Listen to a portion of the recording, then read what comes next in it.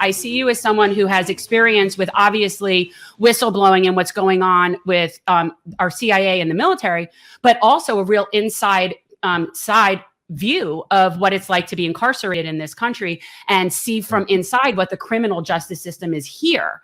Yeah. And I can't help but see parallels between when you talk about like torture that we do to people across the globe. I can't help but draw parallels to how we treat our inmates that are incarcerated in a lot of cases. And so I was wondering if you could talk about examples of that you might have seen or that you know of where our system here in this country is what we would consider to be acting amorally in how we treat our incarcerated citizens. Oh. We don't have time for that conversation. I'll give you a couple examples.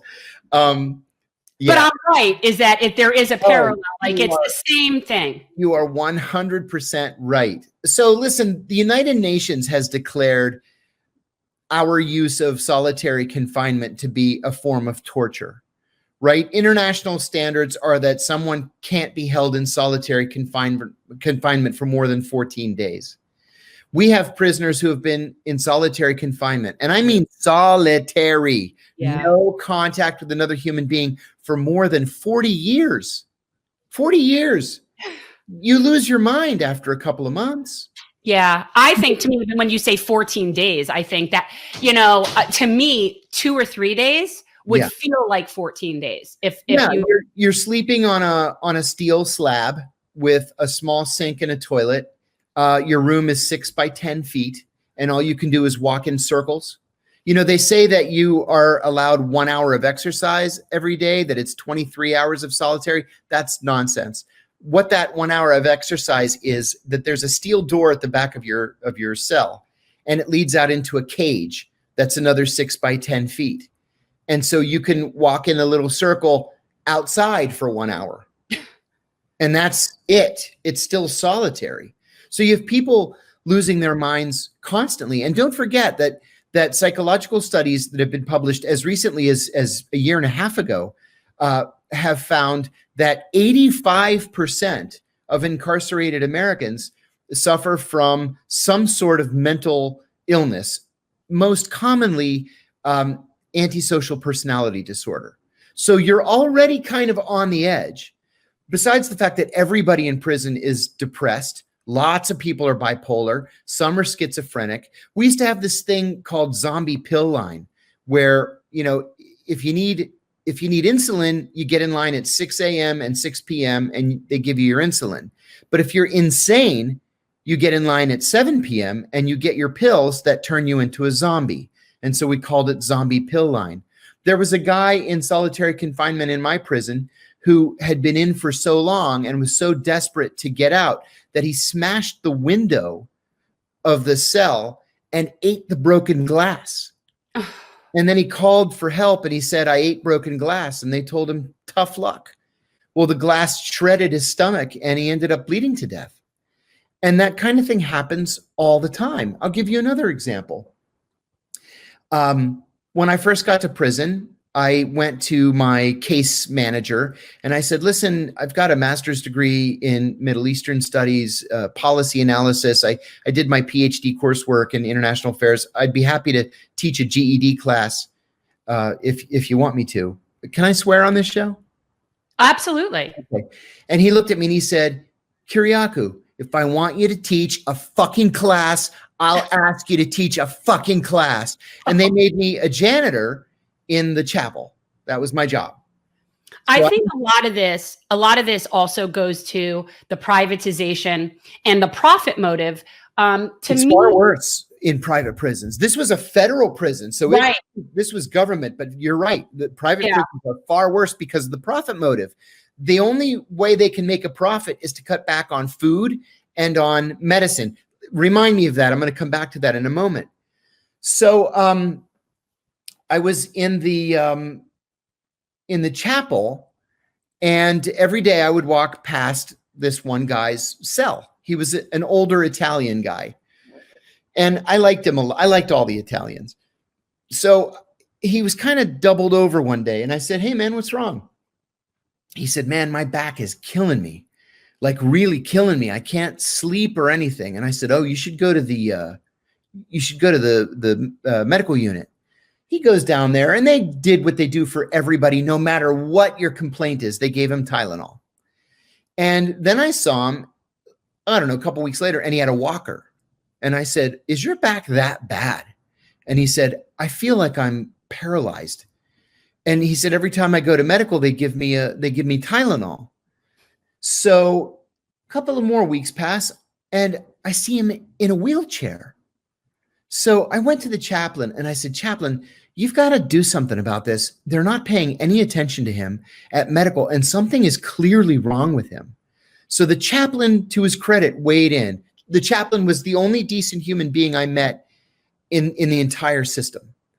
And so he went and he said something to medical, and finally, after like 6 weeks, medical took him out to a hospital for an x-ray. And he had stage 4 spinal cancer. And he applied for a compassionate release so that he could die at home. The warden went to his cell and told him that if he would sign a paper saying that that they treated him appropriately in medical, they would let him go. Well, he knew he was a dead man. He only had a couple of days left. And he wanted his wife and his children to be able to sue the system for killing him, which is what they did. And he refused to sign, and they wouldn't let him go. He died in his bunk. And that's typical of what's going on there.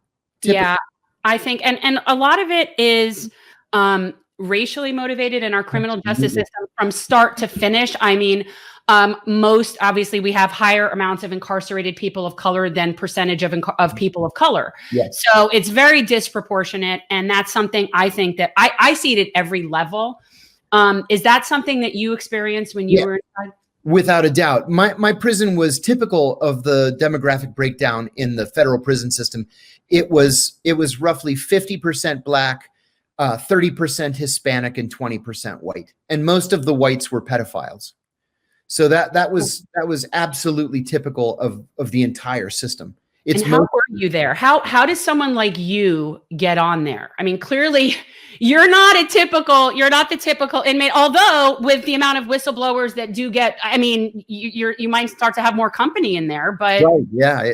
How does someone like you're very nice, you're pretty, you're not, you don't strike me as prison material. So I mean, that's 23 months is a long time. It's a long time. It's a long time. I said to one of the Italians before I answer your question, we were on a walk together, and he was a senior captain in the Bonanno crime family and had been in prison much of his adult life. So we're walking around the track, and he asked me how much time I had. And I said 2 years. Feels like 20 years.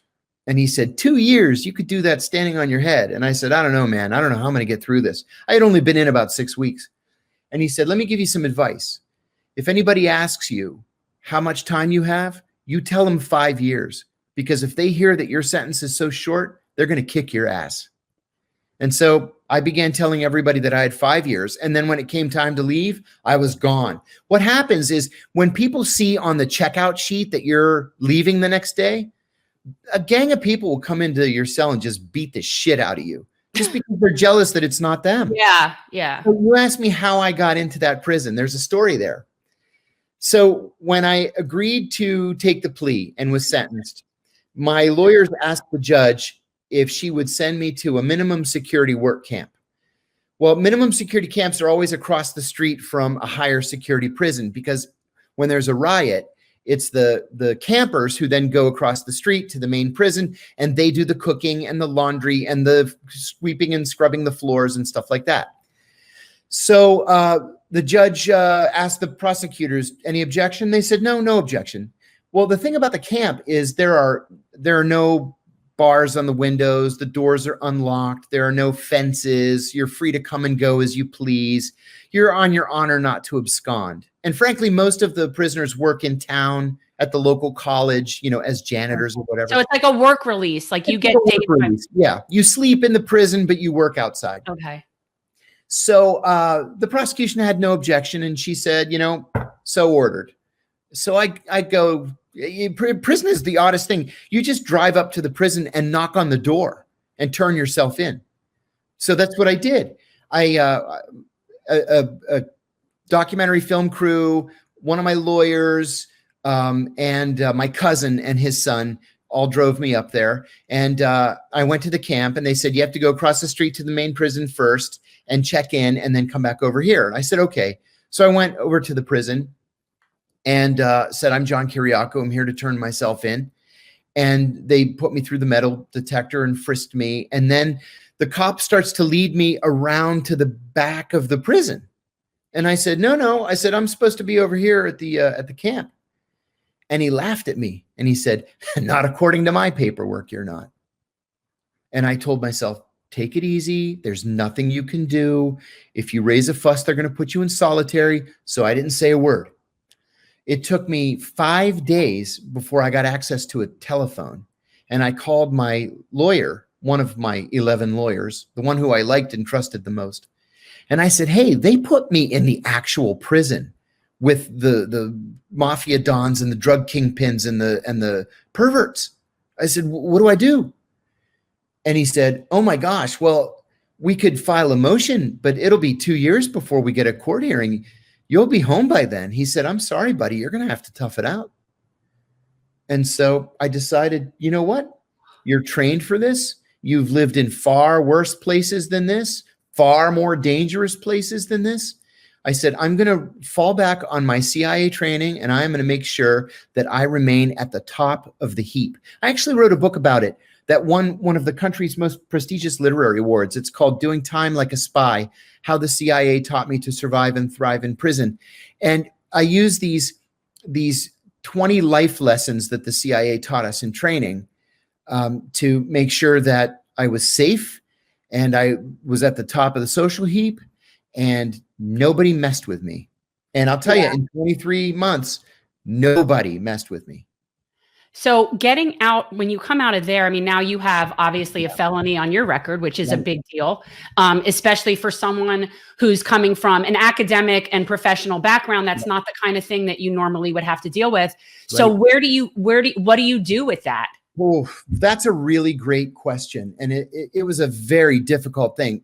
You know, people don't realize that when you have a felony, there's no such thing as having paid your debt to society. You're always a felon.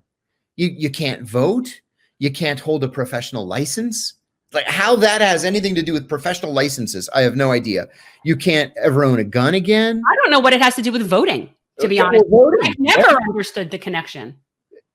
Nor did I, although I had kind of a good experience with that. I can tell you about it in a minute. But you get out, they didn't put me in, but they assigned me to a halfway house. I so angered the warden by writing a blog and smuggling it out of prison that I didn't get any halfway house time, not a single day. I had to do my entire sentence, not a single day off. So they assigned me to this halfway house called Hope Village, which has since been closed. We used to call it either Hopeless Village or Abandon All Hope Village. 140 men. They had one job posted on the job board, and it was to work at a car wash for 140 men. So you get out and they say, you have 90 days to find a job. And if you can't, you go back in for the next 7 months. And you can't find a job because how can you possibly find a job? You're a felon. How are you going to find a job? So I was lucky. I was luckier than the other 139 guys in there because I was kind of famous.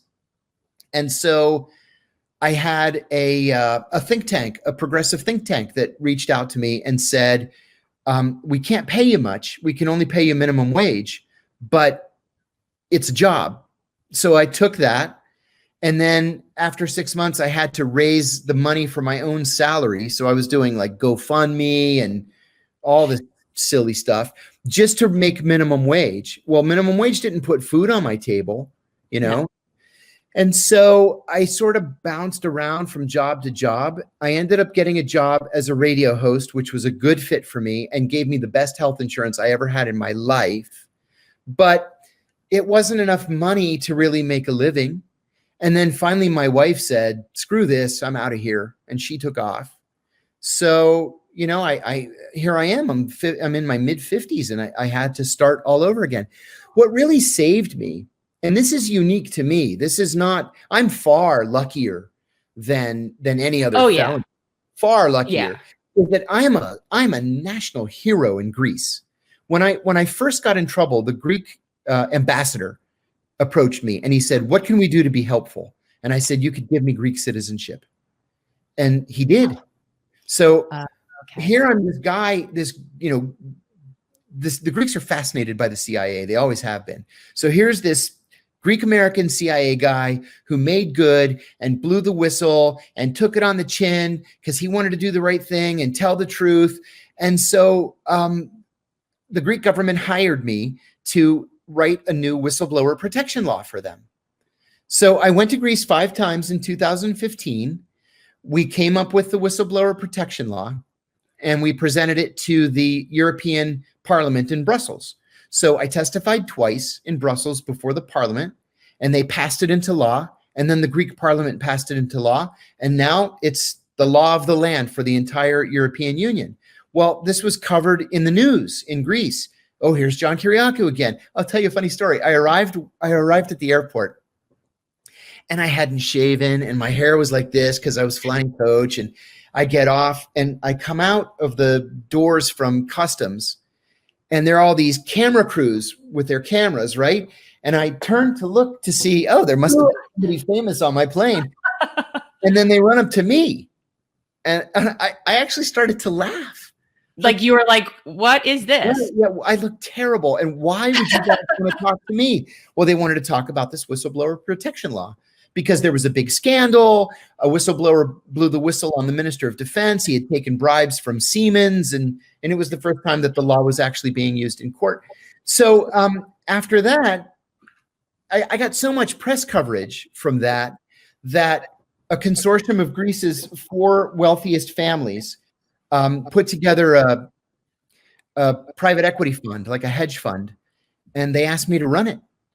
And so I've been doing that since August, and I finally made it in life and, made my big comeback, but I'm still a convicted felon here. Yeah. I still get half. You're Greek. It's a good thing you're Greek, huh? It's a good thing I'm Greek, because if I wasn't Greek, I'd still be making minimum wage someplace. Right. So the Greeks, they saved you. Yeah, they did. They saved me.